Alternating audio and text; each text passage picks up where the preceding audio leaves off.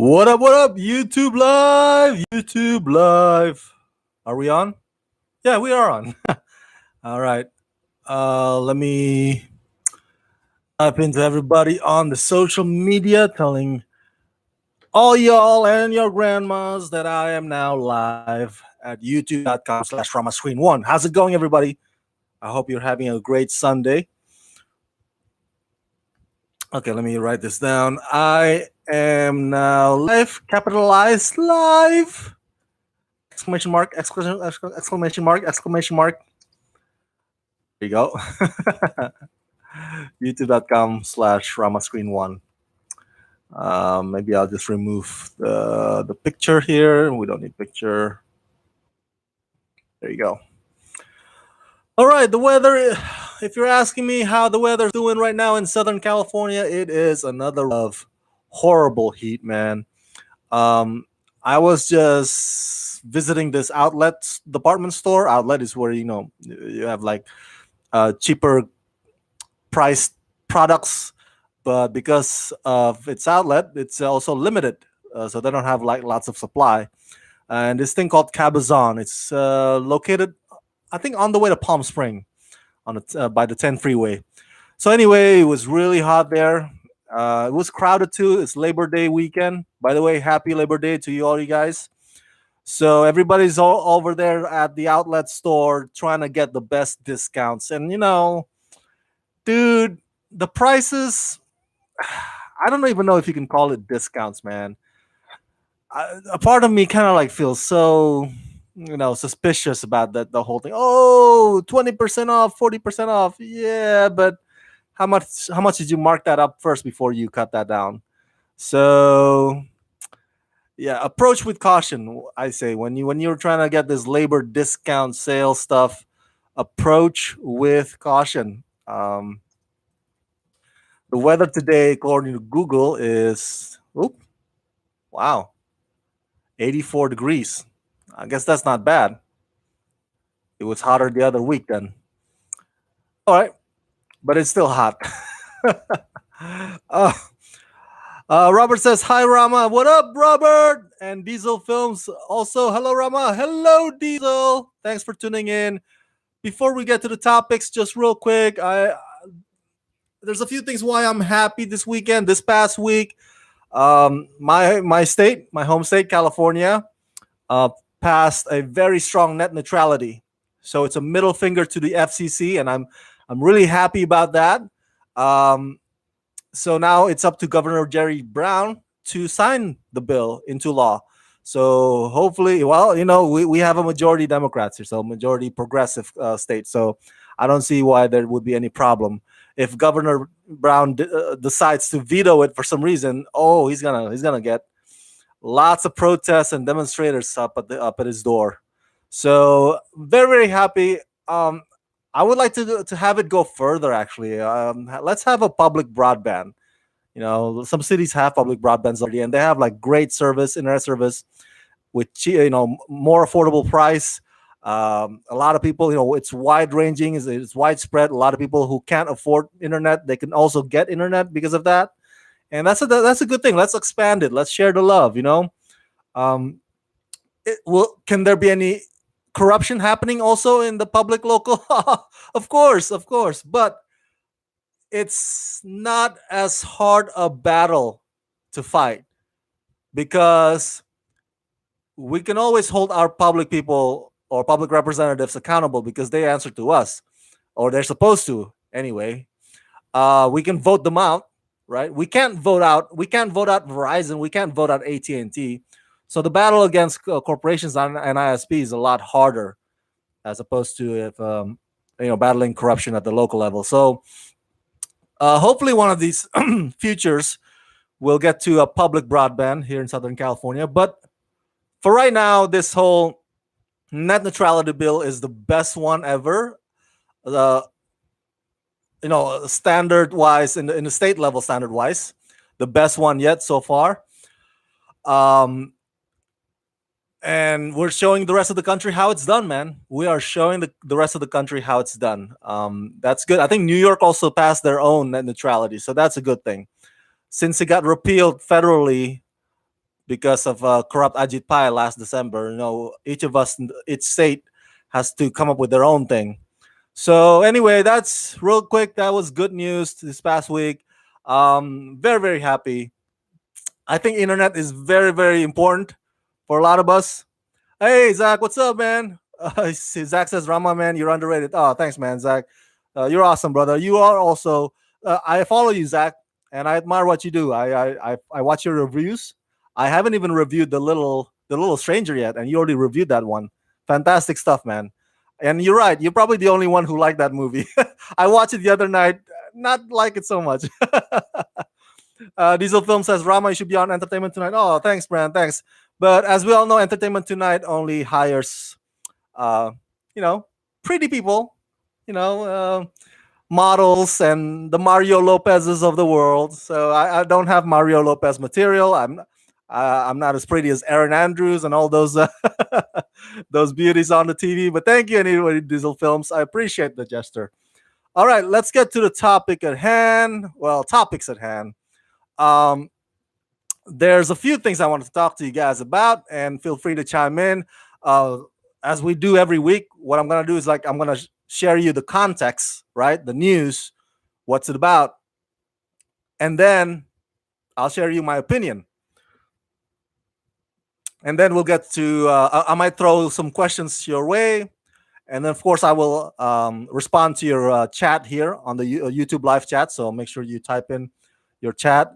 And if you want to support Rama Screen, you can also do super chat during the live stream, or you can be my Patreon, or you can donate through the PayPal or the Bitcoin.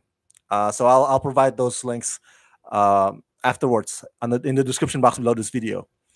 All right, so first topic is one of my favorites. Probably, I was so stoked to talk about this. Eminem. Oh, yes, Eminem came up with his surprise new album, Kamikaze. Whoop whoop! Oh my goodness, you have no idea how big of an Eminem fan I am.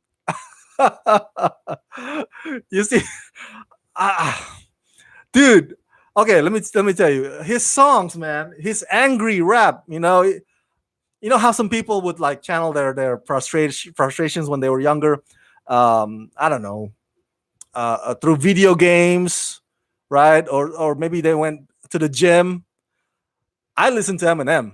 I was one of those kids, man, in high school and college, like so such a misfit. I couldn't fit in, and I get pissed off a lot.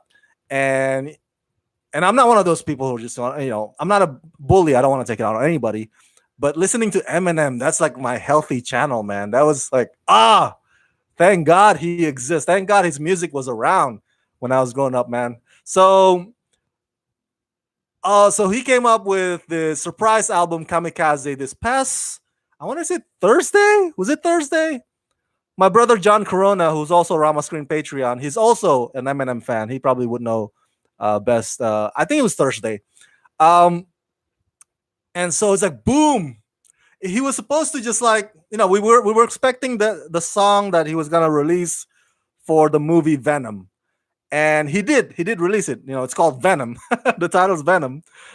But we did not expect it to be a full album. That's the surprise. That was like, what? Full on 13 new songs. That's amazing. So this past couple of days, I've been on Spotify for hours and hours and hours on it.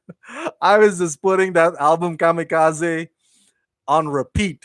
All right, on repeat. Yeah, the title is Kamikaze, by the way. Coolest title ever.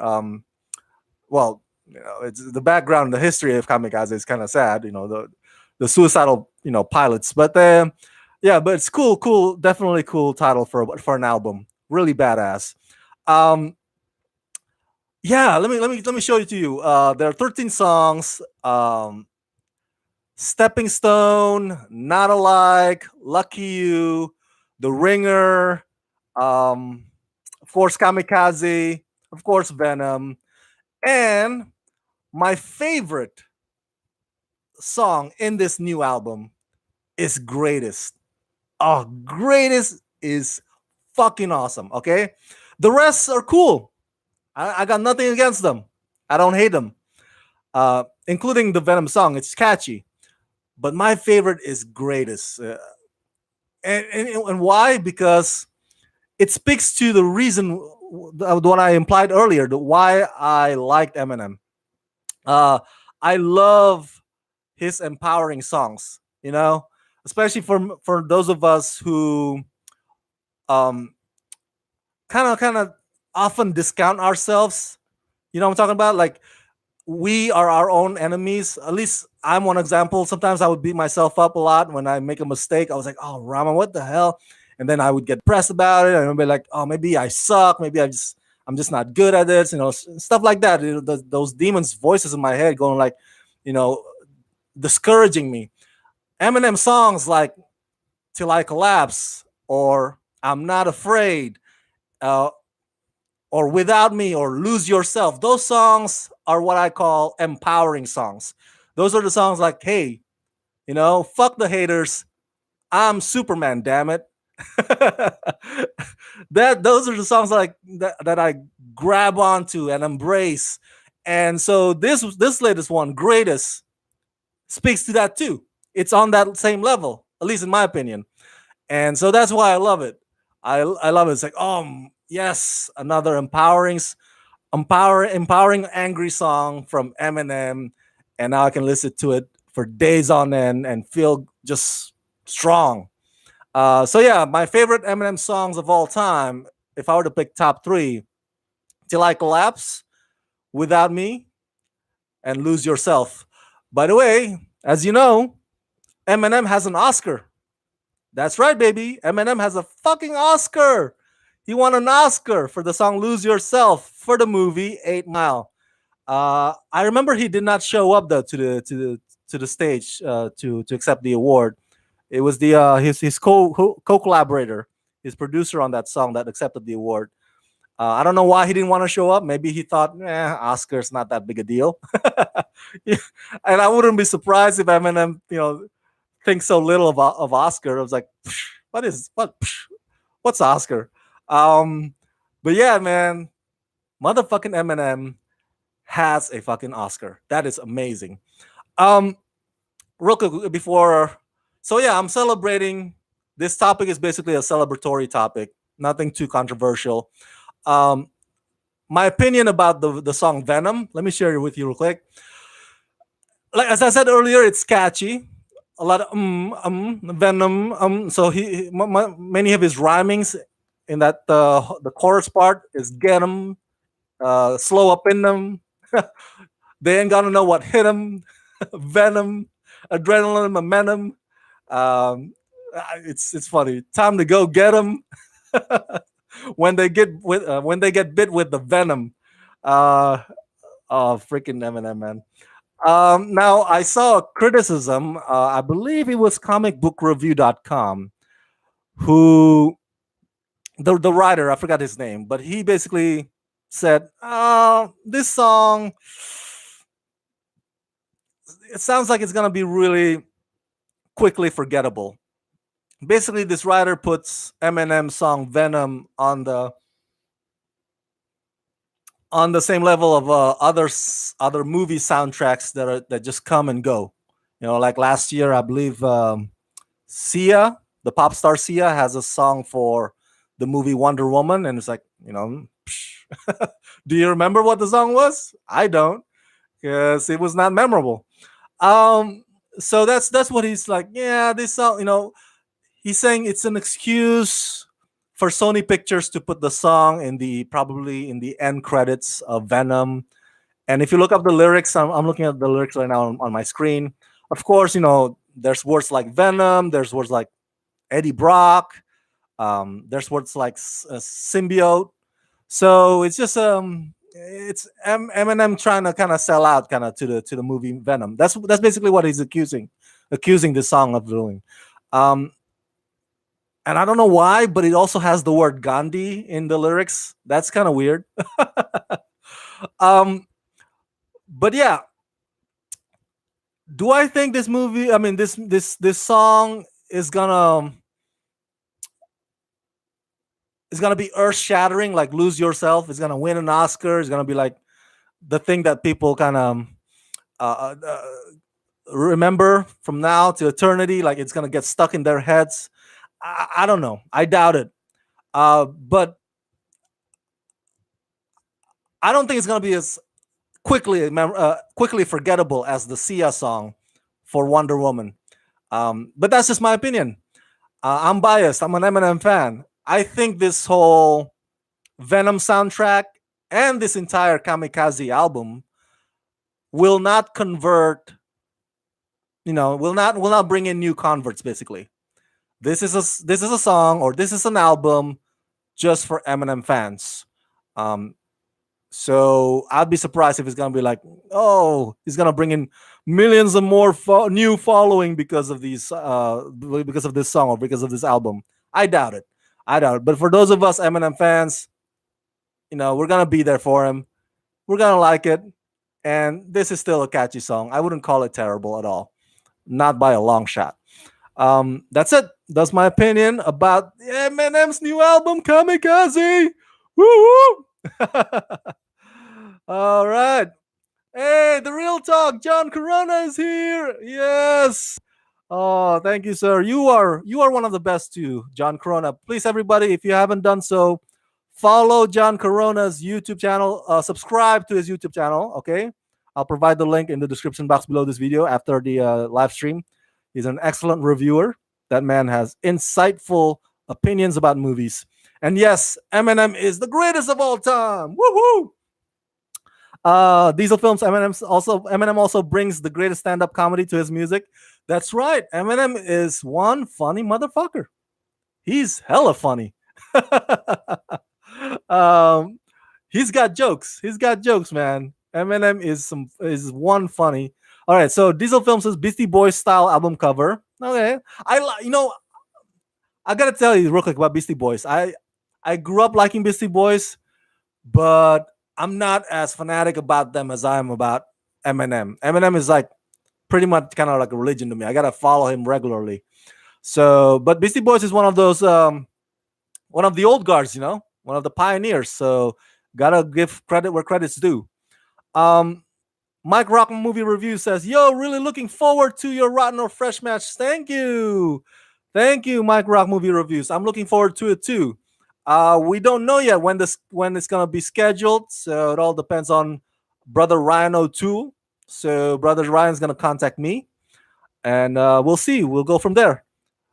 Diesel Film says, "I wish Eminem would do more acting, though." Yeah, he was a pretty good actor. He was not a bad actor. Here's a trivia or fun fact, I should say. Eminem was supposed to be the star of the movie Southpaw. For the longest time, he was attached to star as that boxer in the movie Southpaw, but uh, in the end, the role went to Jake Gyllenhaal instead, who did a fantastic job, by the way, in that movie. So I'm not sure why Eminem walked out of that, but I think Eminem also provided the soundtrack for Southpaw. I believe so. So he was gonna make a comeback as an actor in Southpaw, but that didn't happen, and that's okay. That's okay. Maybe he felt more comfortable, writing lyrics, and that's all cool. All right. So the next topic, also a very quick one, and this is not gonna be too controversial either. Um, Emmy Rossum. I hope I pronounced that last name correctly. Emmy Rossum or Rossum? Rossum? Rossum? Okay.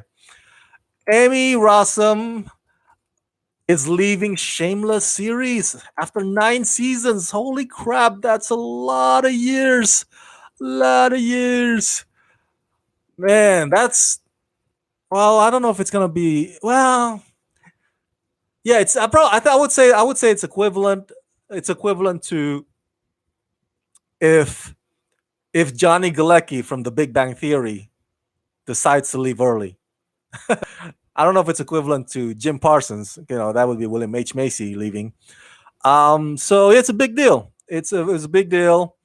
And she announced it on Facebook of all places. And I thought that was kind of, unique. I got nothing against saying goodbye to your fans on from social media or via social media. Um, Let me read to you some excerpt here. By the way, any of you guys Shameless fans out there? I don't really watch the show religiously. I watched probably a few episodes here and there, and I thought it was pretty funny. The show itself on Showtime, Shameless, is a remake. It's a remake of a British comedy that ran for like 11 seasons. Damn.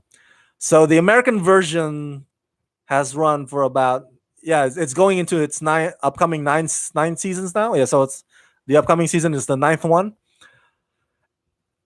There's no news yet. There's no news if it's gonna be renewed for a 10th season. But the British version ran for 11 seasons, and the British version actually provided um, a now famous actor one of his earliest gigs. You may recognize him. His name is James McAvoy. That's right.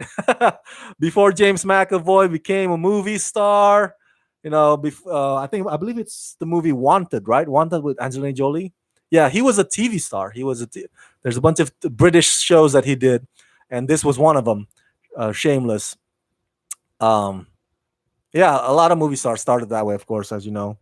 Bruce Willis started moonlighting. Um, Denzel Washington was in Saint Elsewhere. He was a doctor in that medical show. So,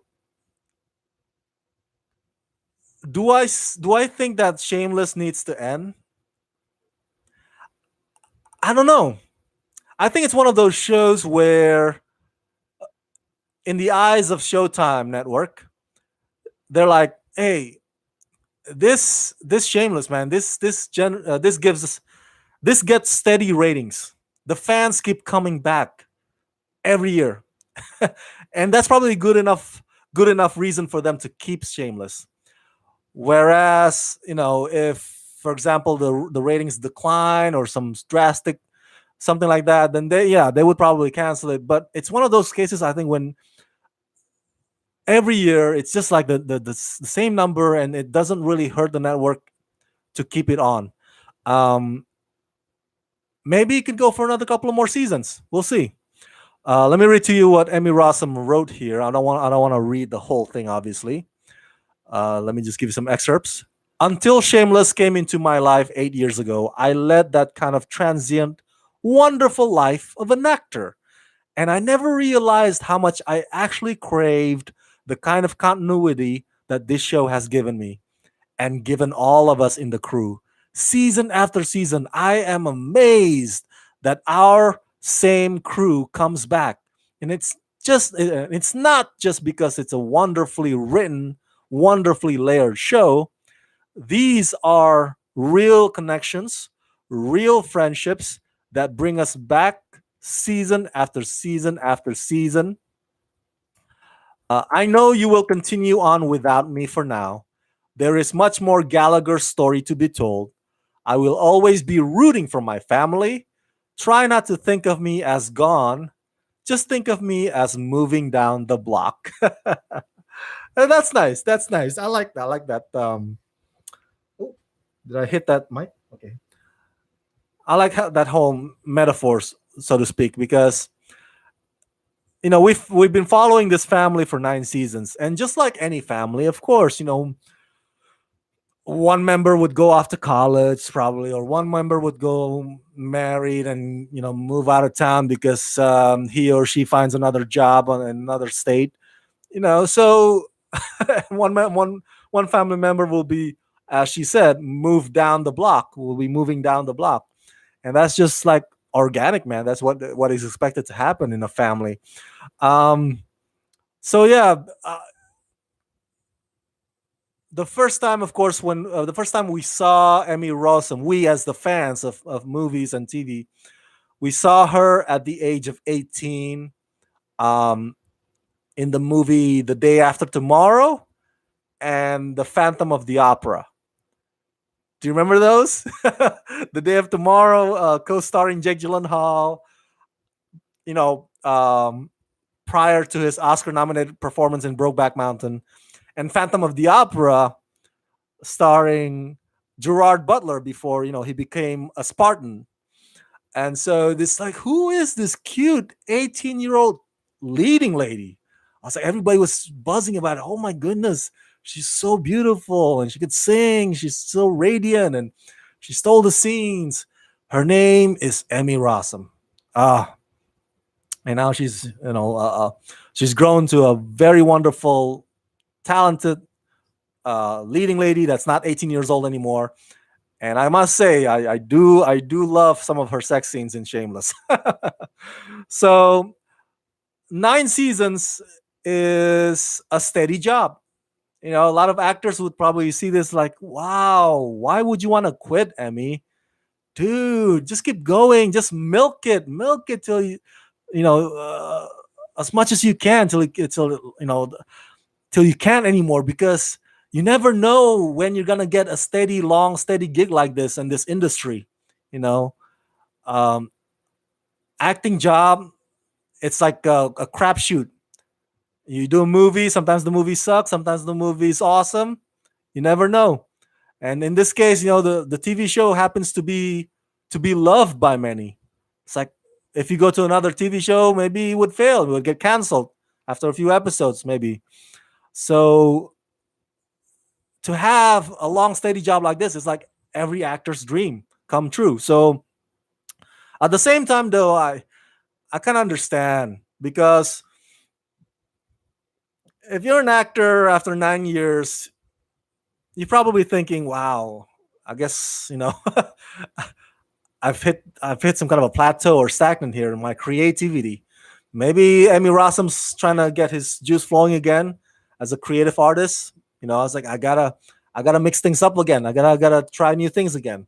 So I don't blame her if that is the motivation. So best wishes to Emmy Rossum on her next endeavors, and hopefully, um, she would come back once in a while to Shameless. Recurring role, if you will, or guest appearances.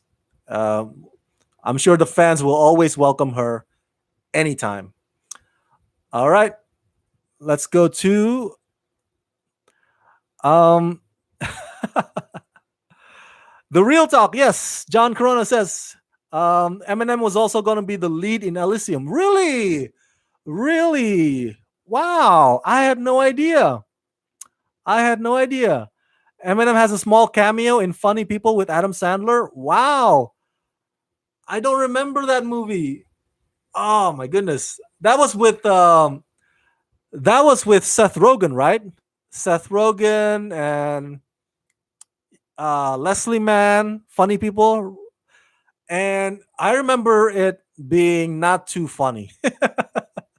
It was not funny. I was like, wow, for a movie that's titled Funny People, this sure is kind of depressing, because it's about this once successful comedian, um, and s- and parts of it are are eerily kind of reflective of Adam Sandler's career himself. So I was like, whoa, what's going on here? Is this based on true story? Diesel Film says Eminem is also in the movie The Wash, which I have not seen. So thanks for that information. Um, John Corona says I am a Lost fan. That's right, you are. I too am a Lost fan. One of the best shows ever. Um, Shameless, I don't watch it religiously. Lost, yes, I watch it religiously. I watch it really, really regularly every week. Here's another new show that from this point forward, I will be watching just as religiously as well. And that is Tom Clancy's Jack Ryan. That's right. Amazon's new show started streaming not this past week. Well, this past Friday. So you can binge watch it on Amazon Prime. That's right. It's based on Tom Clancy's famous character, the CIA analyst, Jack Ryan, who has been adapted to big screen versions before. The Red Hunt for October. I'm sorry, The Hunt. The Hunt for Red October. The Red Hunt. What am I talking about? The Hunt for Red October, starring Sean Connery and Alec Baldwin. Alec Baldwin as Jack Ryan. Patriot Games and Clear and Present Danger, starring Harrison Ford, both of them, starring Harrison Ford as Jack Ryan. The Sum of All Fears, starring Ben Affleck as Jack Ryan, co-starring Morgan Freeman, and Chris Pine. Chris Pine was the last one that played Jack Ryan on the big screen in a movie called Jack Ryan Shadow Recruit, co-starring Keira Knightley and Kenneth Branagh. And I gotta tell you, Jack Ryan Shadow Recruit was not my favorite Jack Ryan movie. My favorite Jack Ryan movie was Patriot Games. I love that movie, and that was during that season when, if you guys remember, it was like Harrison Ford kept making movies about his character rescuing his family, including Air Force One. It's all about like, where's my family? I need to save my family. And Patriot Games is one of those. It's like, I gotta save my family. Um, so yeah, my favorite Jack Ryan would have to be probably Harrison Ford. My least favorite Jack Ryan is Chris Pine. But you know what? I want to say John Krasinski is probably even slightly better than Harrison Ford. John Krasinski in this show, he looks the part, man. It's like he's destined to play this role. Um, Now, for those of you who probably have not read Tom Clancy's novels, I'm a big fan of spy thriller novels, and also political thriller novels. So there's different versions of on the movie on the big screens of the origin of Jack Ryan. In this one on the show, they go out of their way to be relevant to today's current events, politics, with especially with regards to terrorism, um, USA's relations with countries like Syria, Yemen, Saudi Arabia, all those Middle East region. So on that aspect, I think the show did a fantastic job, at least from what I saw. And there's 8 episodes. I've seen them all. I binge watched all of them last night. And so there's like, okay, they went out of their way to make sure that there is a level of accuracy. So you, the audience, wouldn't, that's really well versed in that, in the current event situation regarding that region. You wouldn't be able to like, oh my goodness, that's a mistake, or you wouldn't be able to call out the show, because the show's like, hey, we got this down pat. So kudos or credit where credit's due. Um, my favorite episode, and I'm gonna give some spoiler here. I'm sorry, guys. So spoiler alert. My favorite episode in the Tom Clancy's Jack Ryan is the one that has to do with the drone fighting, the drone with the drone pilots. It reminds me of that movie Eye in the Sky. Have you seen the movie Eye in the Sky? It stars Helen Mirren, Aaron Paul, and the late great Alan Rickman. So it's a coordinated kind of collaboration between U.S. and British military, and they're trying to attack a compound, through drone strike, and they have this like conflicts and struggle because there are children in that compound, there are family members. The compound is not filled only by the enemies, but other innocent people. And so this episode in Jack Ryan kind of deals with the same thing. So what is very brilliant about how the show handles that is that it doesn't really preach or judge or take sides. The way it does, like, okay, this is the compromise that's usually made in these situations, and this is the rationalization.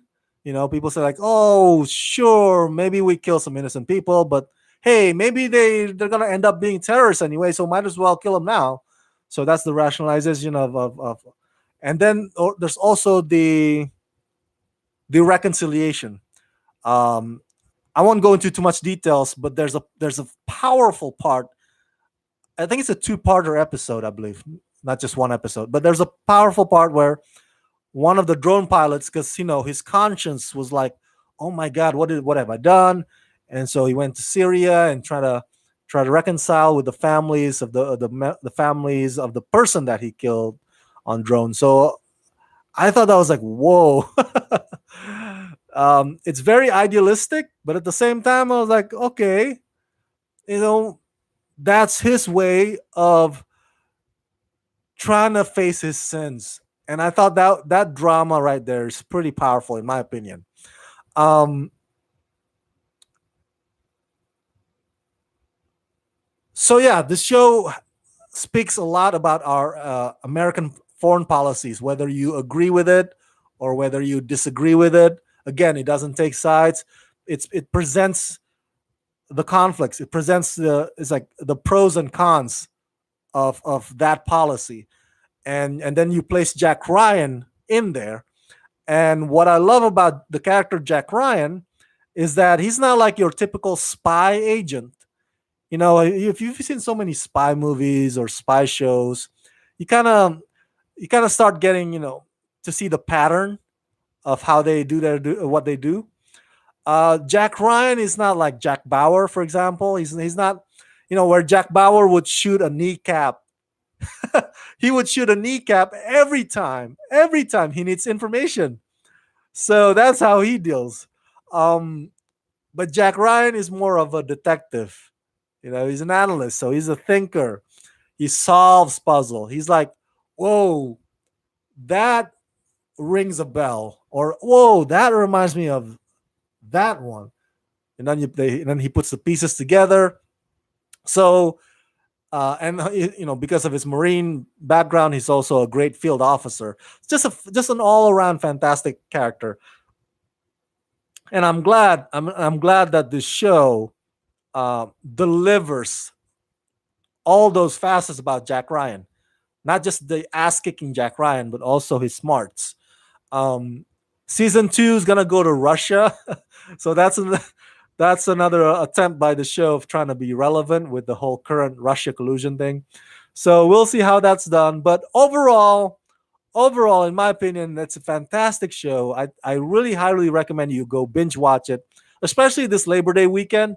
If you don't have anything, much to do, sit down, go on Amazon Prime, log into your Prime membership, and enjoy John Krasinski's excellent performance as Jack Ryan.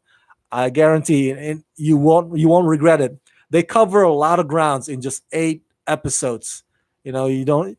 So there's no filler episode. There's no episode dedicated to like, oh, let's see about this supporting character and let's focus this hour on him or her. No, no, no, no, no, no. It's very intense, very thrilling, um, very encompassing, very engaging.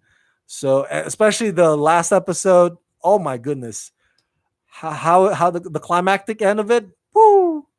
You'll be like, whoa, that is a badass move by Jack Ryan. I won't spoil it for you right here. So go check out Tom Clancy's Jack Ryan on Amazon Prime. Make sure you go watch it. All right, let's go to the comments here. Diesel Film says Ozark season 2 is on Netflix now, and Iron Fist season 2 is out tomorrow on Netflix. That's right. Actually, slight correction, Diesel Films. Iron Man, Iron Fist season 2 comes out next Friday. There you go, September 7th. So yeah, I'll be binge watching for sure, definitely. Ozark season 2, yes, it's also out on Netflix this weekend. I actually have not watched Ozark. I apologize, so I don't know exactly what Ozark's about. Um, I know it stars Jason Bateman, right? Jason Bateman's cool, so I should probably go check it out. Manny Rosenberg says, "Hey man, what's up, Rama? What's up, Manny Rosenberg? What up, Manny? Hey, thanks so much, you guys, for tuning in on today's edition of Rockin' It with Rama Screen Live. All right, the second to last topic. The second to last topic. Now, this is a pretty heavy one, so if you guys have opinions of yourselves about this one, opinions of your own about this one, feel free by all means share it on the chat or share it on the thoughts in the comment section. Louis C.K. made a comeback. Now, I was contemplating whether or not to cover this one because, I usually talk about movies and TV, but I always tell people, hey, Rama Screen covers movies, TV, and entertainment. So that entertainment thing, as vague as it is, it's got to cover more than just movies and TV. Sometimes you would have to cover some music if there's a Grammy Award happening for some, maybe this weekend. It's not happening this weekend, but I'm just giving you an example. Um, so this one probably falls under that entertainment. Um, Louis C.K. For those of you probably who don't know who he well, prior to last fall, 2017, he was regarded as one of the most influential entertainers, comedians. Um, he even won Emmy. I want to say multiple Emmys for his show Louis, which I must admit I watched Louis and it's a funny show. If you haven't seen Louis, maybe you want to give it a chance at it. If you want to have a laugh, or maybe you don't want to watch it because of Louis C.K. and I totally understand if you want to boycott it, but it doesn't take away the fact. It doesn't take away from the fact that the show is funny, um, and he deserves those wins, those Emmy wins. So he was one of the most influential, one of the most powerful uh, people in the entertainment industry, in the comedy business too, especially. So what happened last fall was that it was revealed. Let me put it on my screen here. I believe it's New York Times. Is it New York Times? I believe it's New York Times. Yeah, and maybe Vanity Fair as well. Exposes revealing, yes, New York Times, revealing sexual harassment allegations by 5 women against Louis C.K. So one of them is a comedian named Rebecca Corey. Apparently, Louis asked her to accompany her to a dressing room so that he could masturbate in front of her. And two more female comedians, Dana Min Goodman and Julia Woyev, also detailed the same thing. Uh, in 2002, Louis C.K. made a similar request to them and proceeded to ejaculate or masturbate. Um, so yeah, at that time, I believe Louis C.K.'s manager kind of had a part in like poo pooing it or dismissing it. It's like you don't know what to talk about. Louis C.K. would never do such a thing. But since then, the manager already dropped Louis C.K. as a client. Um, One unnamed coworker on the Chris Rock show said she was pressured to watch Louis C.K. masturbate. So this is a nasty habit, sick habit by Louis C.K. And he released a statement last fall apologizing for his behavior. But in his statement, he said something along the lines. I'm trying to remember. I'm paraphrasing it. He said something along the lines of, "Well, it's kind of." He said something along the lines of, "Oh, it's kind of hard because, oh, it's kind of what's the word I'm looking for? It's easy to fall into this because women or people adore me, people admire me, so I kind of bask in that, and it's like I feel." So he's abusing that, the glory that people give him is like he's abusing that basically as his essentially his excuse in his apology letter. Um, so it's like, oh, because women look up to me, so I kind of abuse that admiration that they gave me. So what happened last fall was that every single network that had anything to do with Louis C.K. decided to drop him. FX networks cut ties with CK. Netflix cut ties with CK. Netflix have was gonna have 2 of his new comedy stand-ups, but boom, no longer the case. HBO dropped Louis C.K. From the from his appearance on Night of Too Many Stars. That's a charity show that Jon Stewart hosts every year. TBS dropped CK because TBS had an animated show created by Louis C.K. called The Cops. And Illumination Entertainment also dropped CK from their movies, The Secret Life of Pets. Louis C.K. voiced one of the characters, one of the dogs in The Secret Life of Pets, and he was supposed to return for the Secret Life of Pets sequel, but he's now replaced by Patton Oswalt. I believe that's the case. Patton Oswalt replaced him. Disney Channel also removed Louis C.K. from Gravity Falls.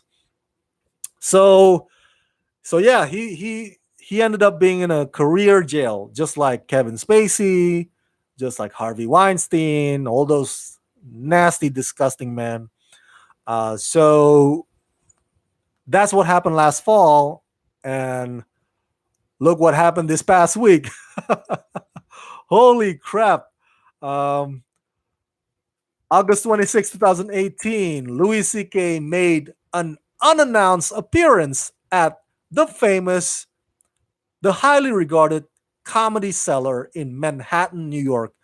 It's one of those go to comedy clubs, just like the Laugh Factory we have here in LA. Comedy Cellar is big in the East Coast. So the reports I read about this surprise appearance, um, if I'm not mistaken, it was only like about 15-minute material. And he actually received a standing ovation from the audience. I don't know why. That's kind of weird. Um, but of course, this was received with so much backlash online on Twitter when word got out that he made a surprise comeback. Everybody's jumping on like, oh my goodness, no, this shouldn't be it. It's too soon and all that stuff. And so that's the context. I'm giving you the context. The manager or the owner of Comedy Cellar to this day still defends his decision to bring Louis C.K.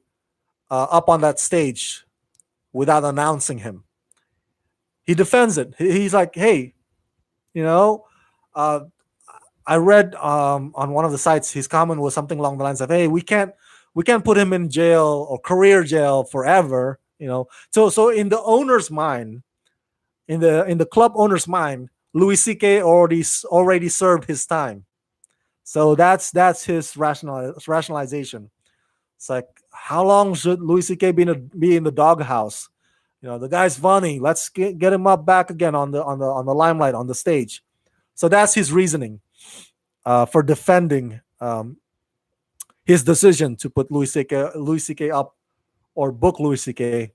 That night or that evening. So, what's my opinion about this? Here's the thing. What Louis C.K. did, the whole masturbating in front of colleagues and subordinates, that's not cool. All right, that's not cool. Not only that, it's disgusting, but number two, there's a power dynamic there. All right. Again, as I mentioned earlier, guys, he was regarded as one of the most influential, one of the most powerful people in the comedy and the entertainment business. Every young aspiring comedian looks up to him, as like, here's what a successful comedian slash actor slash showrunner slash producer. This is what it looks like, Louis C.K. So that's the poster. So when somebody is in that position of power, he can make or break somebody's career. He can blacklist them. He can do character assassination of them, and that's what happens a lot of times. A lot of these victims, they find themselves like, wow, I can't book stand-ups anymore, or like Louis C.K. I'm I'm giving example. Maybe Louis C.K. or any other powerful, influential people would call the other comedy clubs like, "Hey, don't book this guy or don't book that woman, don't book that girl." So and that comedy club would listen because he's Louis fucking C.K. And so that's the second reason why it's not cool what he did. On top of the fact that it's just disgusting. Um, so for him, after like less than a year, to come back and get a standing ovation, doing materials as if nothing ever happened, I gotta side with the people who say like, "Hey, what the fuck? This is a guy who jerks off in front of women without their consent." Um, and now we're just gonna rehabilitate. We're gonna just act like it's not happened. It never happened before. Like, okay, if you make the argument of like the club owner says, "Hey, how long are we gonna keep Louis C.K. in the doghouse?" Okay, my counter argument for you is, what about the careers of those women, those comedians that were not just in the doghouse but in the shitter because of Louis C.K. Huh? So you're giving more sympathy to the perp. That's I was like, that's not cool in my opinion, in my book. Now, I read some also op-eds, some editorials about this, and some of them are dumb. Like they're blaming comedy, they're blaming jokes for the behaviors of people like Louis C.K. in the comedy business. I was like, dude, really? You're gonna blame jokes? Look, blaming comedians' jokes is like blaming gun violence on video games. I played violent video games. You don't see me shooting up people's places. All right. Look, what do you expect? You want to have a comedy that's always PG-13? That's like Jeff Foxworthy kind of comedy? I'm sorry, man, but that's gonna be a dull world. I got nothing against Jeff Foxworthy, but I want my comedy with a bit of rudeness to it. It's like it would be a totally boring world if rap music is as toothless and as watered down as Will Smith's rap music. All right, if all rap music is like Will Smith, get jiggy with it. Oh my goodness, I would probably shoot myself in the head. So you got to let comedians be comedians. The jokes that they tell on the stage, those are jokes. Whether or not you think they're funny, that's up to preference. Everybody's sense of humor is different. That said, there's a difference between jokes and the shit that the Kramer guy from Seinfeld, what's his name? Kramer, his real name. Ah, the name escapes him right now. When he said those N words on the Laugh Factory on the stage, see those things. What he's spewing on the stage, they did not come from a funny place. They came from a hateful place, and it's not cool. Those are not jokes. So you got to be able to differentiate these things. We're all adults here. Um, so back to the thing. If you are easily triggered by jokes, you know, by racy jokes or crude jokes or this word or that word that comedians spew on the stage, you know, oh my goodness, I can't believe he went to the misogynist joke or the sexist joke or the racist jokes. Dude, those are jokes. Then maybe comedy or comedy clubs or stand-ups, maybe that's not your cup of tea. Maybe you should go somewhere else that you would consider as entertainment, you know. And there's nothing wrong with that. Something else. There's nothing wrong with listening to Jeff Foxworthy. There's nothing wrong with listening to Will Smith's getting jiggy with it. That said, there is such a thing called misogyny in the world of comedy. I believe. Let's see. I got this article from a comedian. I forgot her name, but anyway, she argued, and this is truth, that in the comedy world, in the stand-up comedy world, aspiring female comedians are often dissed or bullied by the male comedians. They're like, "Hey, what are you doing? You don't have what it takes. You're not gonna cut it. Okay, so just give up now, or they'll run them out of town for some reason." So that's different from materials that comedians spew on the stage. I'm talking about like the behavior by the influential comedians, by male comedians, towards the female comedians in the industry. That thing actually happens. So whether or not you know they do what Louis C.K. does with the masturbation thing, that's but it's like they would run them out of time. They would like talk bad about the women comedians, and they would call clubs. Like I said, they would call clubs. Hey, don't hire her. Don't hire her. So those things actually happen, unfortunately. And I don't know what the solution is. It might still be a long way till we get some kind of when we get to a place where all comedians would be judged not by the content of their character. No offense to Dr. Martin Luther King, by the content of their material on the stage.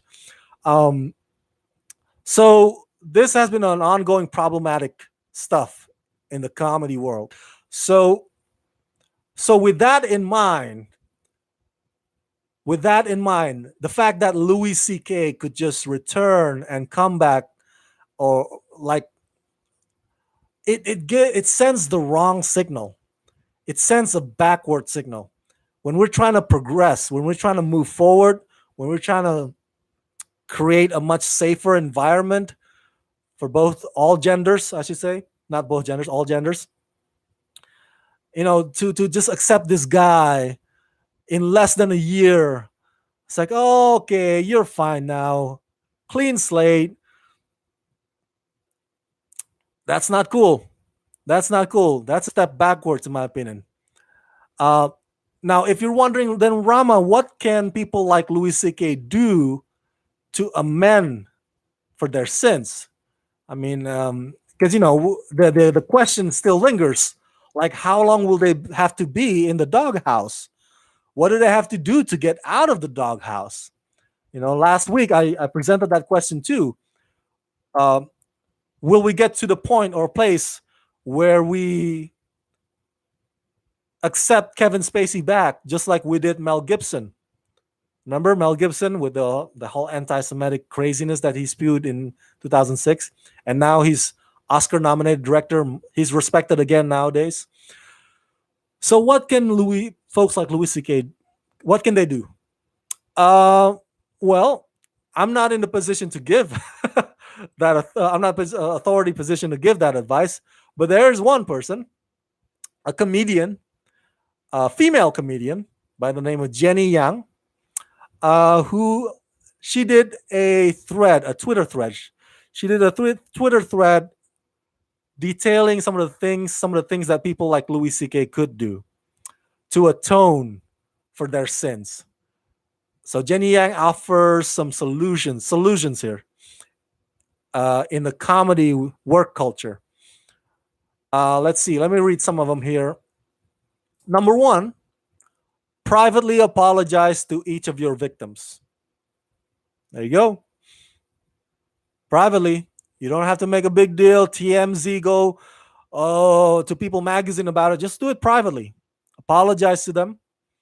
The first step to healing, is admitting that you have a problem.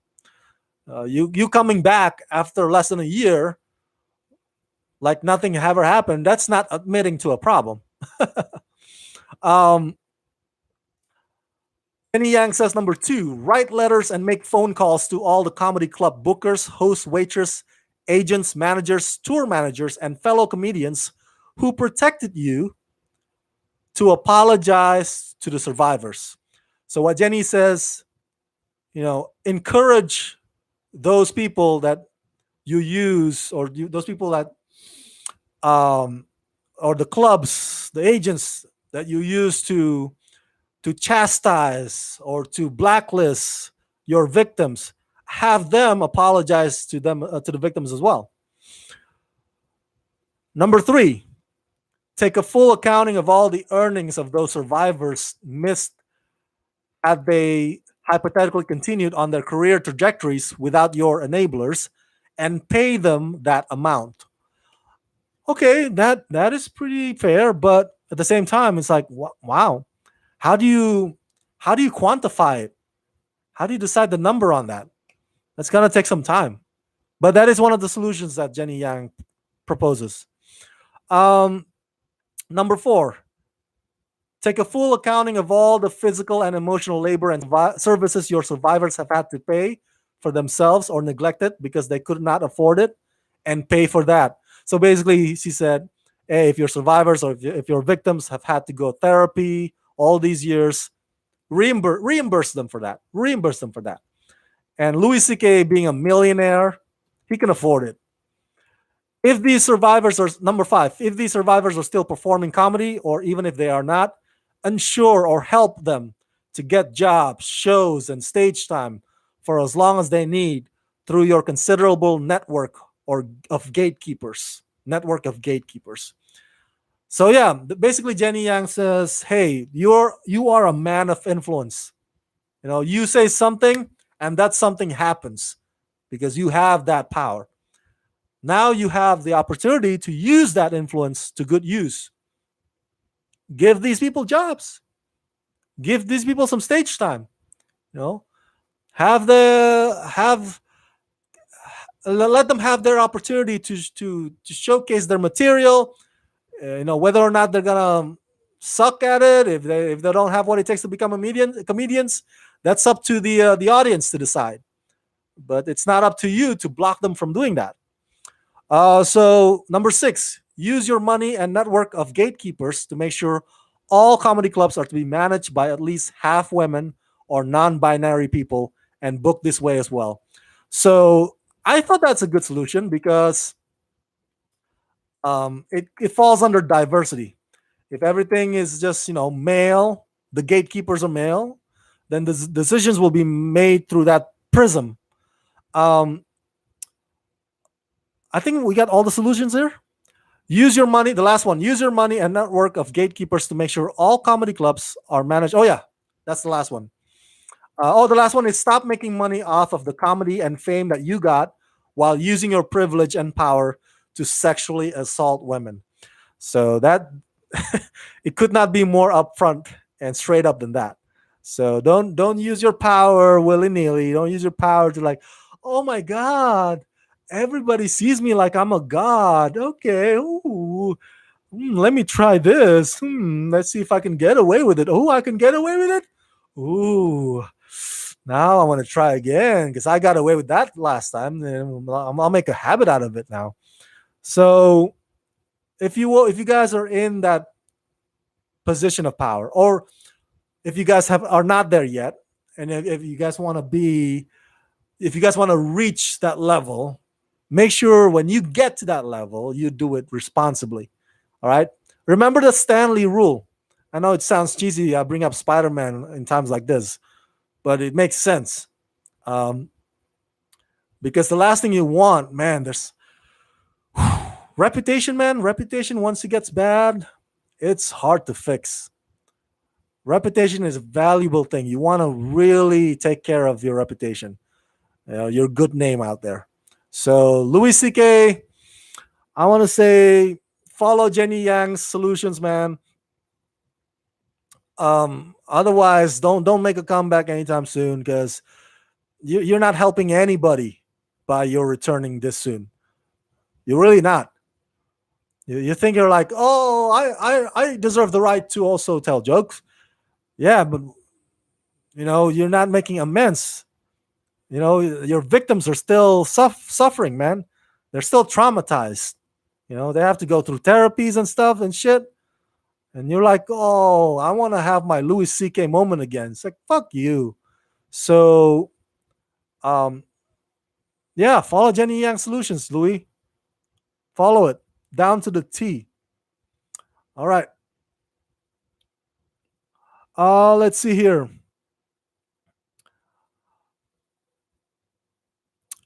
Robert says, "Hi, John." Manny Rosenberg says, "Rama, speak on Israel Palestine, please. I'm interested." No, no, this is not a politics. Sometimes I would go into politics realm. I apologize. I want to make sure it's movies, TV, and entertainment. That's what Rama Screen is about. So when we do controversial topics, it will still be within those realms. But thank you anyway, Manny. All right. So the last topic, final topic, um, Matt Smith. Okay, so we got the heavy part right with Louis C.K. Let's end on a high, lighter note. Matt Smith, the former Doctor Who, has signed on to play a role in the new Star Wars movie, Star Wars Episode 9. Damn! Hey! What is he? What's Matt? 11th, right? He's the 11th Doctor, right? I think 11th. Yeah, I believe so. Um, so from that sci-fi fan favorite genre to this one, to another sci-fi fan favorite genre. Wow, quite the accomplishment. And you know what? If you have seen Netflix series The Crown, where Matt Smith plays the Philip, it's a fantastic series. That too is a fan favorite, even though it's not sci-fi. But go check it out. It's a fantastic show. So man, ever since he was picked by Stephen Moffat as the Doctor, um, Matt Smith has been, his fame, his popularity just shot up, and I could not be happier for the guy.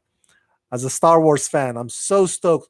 I was so stoked to have heard this info this past week about his involvement. Of course, they're keeping the specifics of the role under wraps. No surprise there. Of course, they want to keep it a secret. Um, so your guess is as good as mine whether or not Matt Smith will play um, part of the rebellion, or he will play a character that's part of the dark side. Um, who knows? We don't know yet. Or maybe he's gonna have special makeup effects. And he's gonna play one of the aliens, just like Simon Pegg showed up as one of the aliens. Who knows? We don't know yet. Um, as I mentioned in the previous videos about this, you guys, Carrie Fisher is coming back, right? They're utilizing unused footage from Star Wars The Last Jedi and Star Wars The Force Awakens. Unused footage of Carrie Fisher. And I mentioned to you that I had some concerns about this because how will this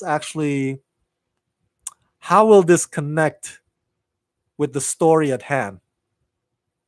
Um, that J.J. Abrams, like, I mean, those unused footage, those footage were there because they connect to the story in the Star Wars The Force Awakens and the story in Star Wars The Last Jedi.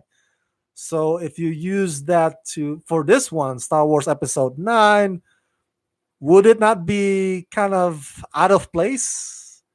I was like, I don't know. Maybe I'm sure they're gonna figure out a way. I hope that it's not gonna be like Rogue One, a Star Wars story where they do a digital Carrie Fisher. I'm sorry, guys. I was not a fan of that. No offense to that cute actress that played her, and then have her face replaced by digital Carrie Fisher. But it just looked creepy. It looked like the characters in the Polar Express. Remember that, when Tom Hanks played Santa Claus. Tom Hanks played um, the train conductor. He played all these several characters. That's what it looked like. That Carrie Fisher in Rogue One, a Star Wars story, looked like that to me. It's like, oh. um, so yeah. By the way, real quick about Doctor Who, isn't it funny that maybe it's just me, but I find it funny that whenever I ask, because I'm not really a diehard Doctor Who fans. All right, I'm not a diehard hardcore Doctor Who fan, but I have friends who are.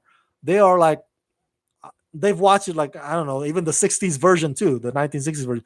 So they follow it, and I don't know about you. Maybe it's just me, but whenever I ask a Doctor Who fan, "Who's your favorite Doctor?" more than often they told me it's David Tennant. I rarely hear them say Christopher Eccleston. Remember Christopher Eccleston played Doctor as well. Um, I rarely heard Matt Smith. Uh, they they told me they like Karen Gillan though as the sidekick. But their favorite Doctor seems to be David Tennant. I don't know. There's something about David Tennant, man, that just everybody likes. Um, I did like David Tennant as the villain, as Kilgrave, the villain in Jessica Jones, but I did not get to see his stint as the Doctor in Doctor Who. I missed out on that. Maybe I should go binge watch it now. Last before we end this Rocking It with Rama Screen Live, let me ask you: are you stoked about the fact that Ryan Johnson is gonna create the next new Star Wars trilogy? A lot of people are still pissed about Ryan Johnson's Star Wars: The Last Jedi. Um, a lot of people, a lot of fans blame Ryan Johnson for ruining Star Wars. Like, oh, Ryan Johnson ruined Star Wars for me because they hate The Last Jedi. That is like, oh, Luke Skywalker, Mark Hamill, like he even hated the Luke Skywalker version. Luke Skywalker is depressing. That's not Luke Skywalker. Luke Skywalker is supposed to be optimistic. All these, reasons that they give. And Lucasfilm hired Ryan Johnson to develop the next new Star Wars trilogy that's not part of the Skywalker saga. So I'm a bit conflicted in that. I like Star Wars: The Last Jedi. Don't get me wrong, but I also understand people's frustration about it. People's anger about The Last Jedi is validated. It's not one of those things where like I can just easily argue them as like, oh, you got it wrong. No, their arguments are pretty correct as to why they're angry about The Last Jedi.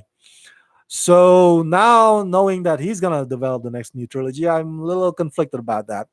Um, but we'll get to that. We'll cross that bridge when we get there. Right now, we are anticipating Episode 9, which marks the final Skywalker saga installment. Um, Carrie Fisher's coming back. Mark Hamill's coming back. I don't know how, because as you know, Luke Skywalker died at the end of Last Jedi. But they just have to bring him back.